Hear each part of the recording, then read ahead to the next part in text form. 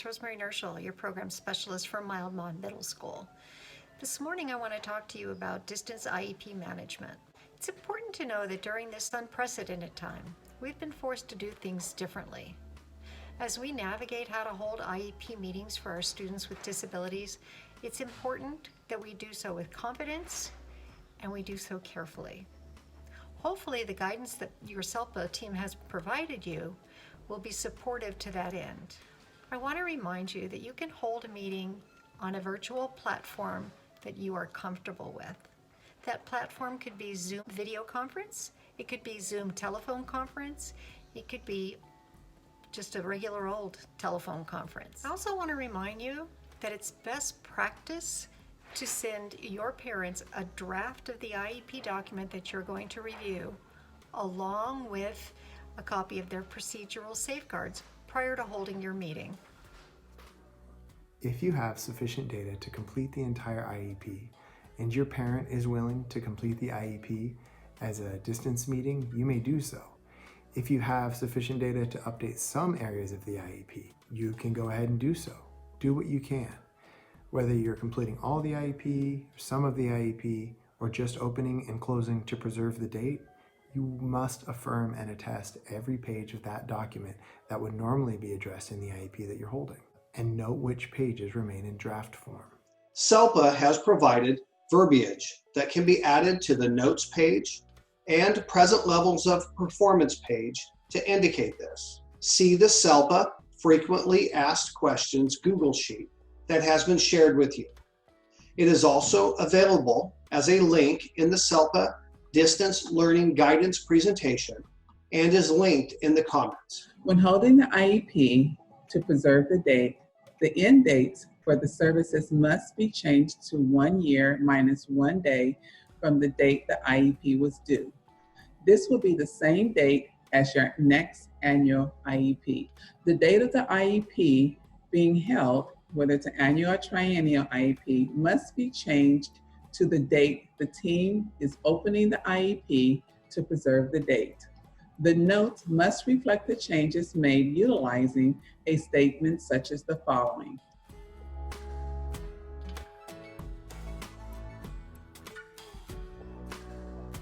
You can find this verbiage on the SELPA Back Google Sheet. At the completion of your IEP meeting, you must affirm and attest every page of the IEP, regardless of whether the team addressed that page or not. Make sure that you send a copy of that exact and complete document as a PDF with all affirmed pages, including those that remain in draft state, to the parent. If your parent is requesting a hard copy, which they can and may do, it might make sense to send a PDF of that document to your site administrator or the administrator who is involved in that IEP meeting and arrange for them to print it out and have the parent come and pick the document up during lunch distribution at the school site. In order to create a PDF of the document from SACE, open the current IEP. The one you just affirmed will be the new current IEP. Check the top box to select all affirmed forms and click Print Selected. Hit Print. This will show up in your print queue. Select the download icon in your PDF viewer to save the document. Our recommendation is that you save the document to your MVUSD Google Drive rather than to your personal device or your work device, as Google Drive is compliant with FERPA standards. From there, you can email the document to your parents or send it to your school site for pickup. If you're using an electronic signature service such as DocuSign or Adobe Sign, you can get instructions for that on YouTube.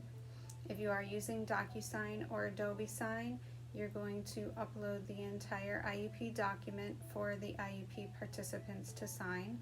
You need to indicate all areas for the participants to sign. You will receive a completed PDF once everyone has signed.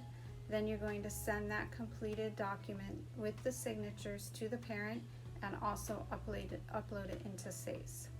If you use another means of consent, such as text or email, then the parent needs to indicate the student name and also the date of the IEP. You'll need to screenshot or generate a PDF of that communication And just like with DocuSign or Adobe, you'll need to send the parent a completed full document with the signatures and also upload that consent into SACE. SACE is in the process of developing and releasing their own integrated electronic signature platform. More information will be shared with you as soon as that is available. As of March 13th, we are not printing IEPs for the confidential file, so it's very important that your documents in SACE are correct and that consent is uploaded. It's also important that you double check your IEP before affirming it. Look at the areas in which we commonly err, such as dates on the eligibility page, the goals page, and the services page. Oftentimes there are inconsistencies there, so we want to double check and make sure everything is correct before we affirm. SACE documents will serve as our legal document for now. Again, make sure that all IEPs are affirmed in their entirety as they are held. Well, now you've seen the process of digital distance IEP meetings. So I just want to wrap up the video and review a few of the elements that we've talked about. First, I want you to choose a platform that you're comfortable with, whether that's telephone call or video conferencing, that's your choice. Next, prepare the draft of the IEP. Once you have that draft prepared, send it home prior to the meeting along with a copy of your procedural safeguards.